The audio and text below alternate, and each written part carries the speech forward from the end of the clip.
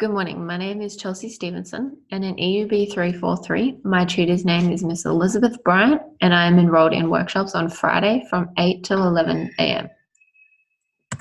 For my 20-day placement, I was sited at a community college located in the southern region of Brisbane.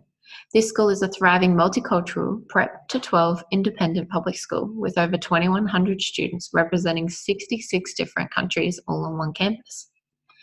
I had the privilege in teaching classes such as the Year 8 ADP, so the Athlete Development Program, Year 11 Rec, Year 12 Rec, Year 12 Physical Education, and Year 8 Mathematics. Throughout this placement, I had the interruptions of their athletics carnival days and NAP plan that restricted some consecutive lessons that I was able to teach. I still, however, covered all the required teaching time. For this assignment, I'll be focusing on the Year 8 Mathematics, in particular the learning development of algebra expressions.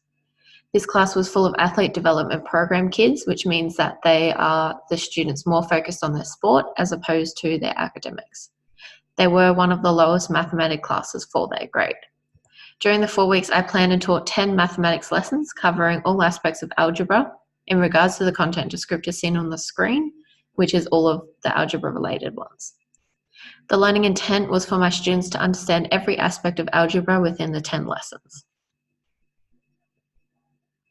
I had the chance to assess and track my students' development throughout diagnostic tests, formative assessments, exit tickets, and a post-test on my last day to conclude their learning and development.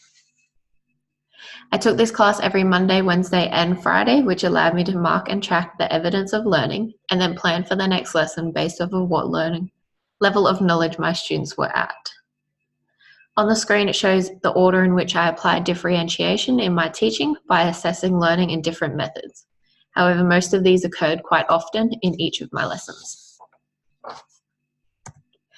The diagnostic test my students took was a slideshow presentation, which each question on a new page and a time allocation for each question to make sure we got through all of them in enough time to begin the learning of a new topic. The test was set out to examine their prior knowledge to all aspects of algebra and outline the misconceptions that need extra focus on. These students haven't looked at algebra for over a year, and again, they are one of the lowest academic level mathematics classes for their grade. There was a total of 12 questions, but 22 answers I was looking for. The question covered all aspects of algebra and allowed students different opportunities to display their knowledge in different forms of answering, from multiple choice, true or false answers, connect definitions to answers, and by just showing their working out. Here are some examples of my students' work for the diagnostic test. As a class, we worked through the answers and marked each other's work. This test was graded out of 22, so please ignore just some of the grading put on there by other students. It is evident to see that without working out, some of these students will not understand where they went wrong in their questions.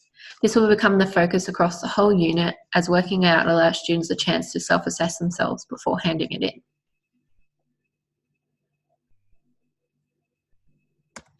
These diagnostic test results show many misconceptions across all areas.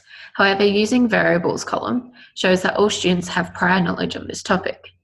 The last 4 are quite heavy in red, which means the students got the questions wrong, and in more detailed lessons will be needed for improvement. Setting out this information allowed me to plan my lessons more heavily on the last few topics as opposed to revisiting topics that they already understand.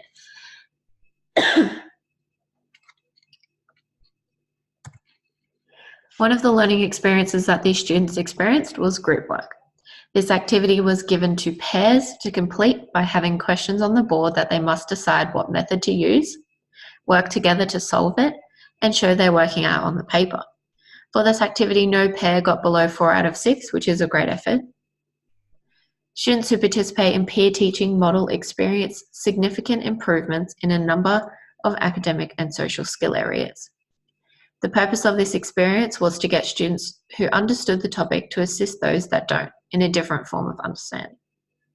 This also allowed the students to have a discussion throughout their learning, which they always struggle with. This was a class that could not sit in quiet and answer questions by putting their hands up.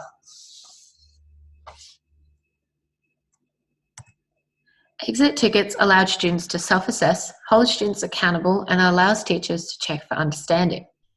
This exit ticket outlines the two main topics from the lesson and allows the students to self-assess their learning by outlining where they think they need improvement on. Based off of some of the students' examples, majority of them understood the concept of the topic, however, knew what areas they needed improvement on.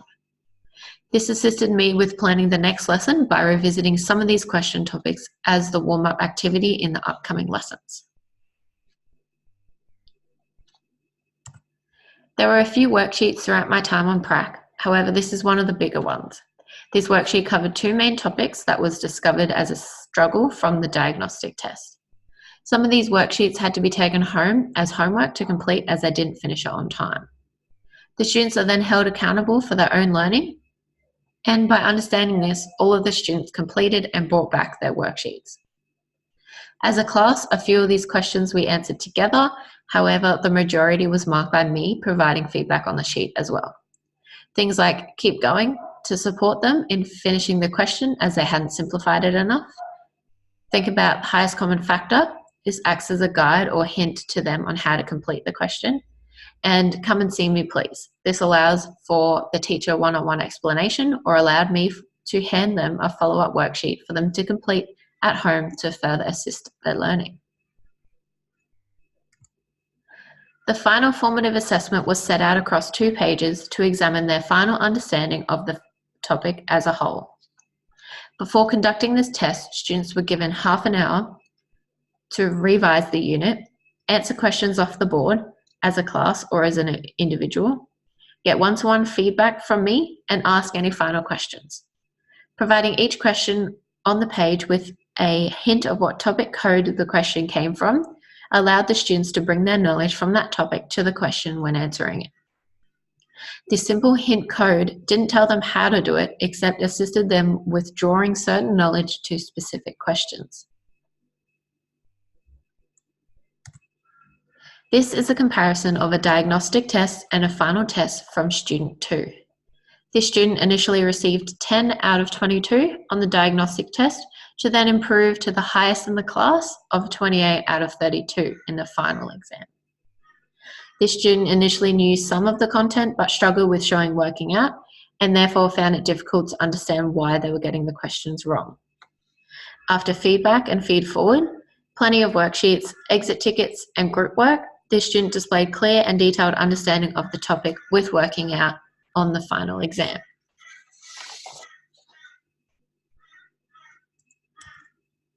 Finally, looking at the process tracking, it is evident to see that the first 4 topics are clearly understood, with some misconceptions. However, the last 2 topics will need to be revisited in the future. At the top right corner, it shows the average correct answers from the 11 students listed below, going from a lower than average correct rate of 8.45 out of 22 in the diagnostic test to an above average of 20.45 out of 32 in the final exam is a good improvement. There was in fact a 25.48% increase in correct answers in the final test just from 10 lessons. There are a few students that did not attempt the question, which makes it difficult to assess learning and development. However, they may have just run out of time or didn't know the answer, so decided to not attempt it. With the final test, the results were handed back to each individual and feedback was given on where they went wrong and what they need to improve on, focusing on specific strategies and showing working out to track where in the question they went wrong. In terms of improvement for future prac, I think allowing university students a chance to decide what school they attend will help for future placement and work, especially for those that want to get a job in a certain sport or focus area and they think them choosing a school will better help them secure a job. So maybe that. But yeah, that concludes my showcase for my 4-week prac. Thanks for listening.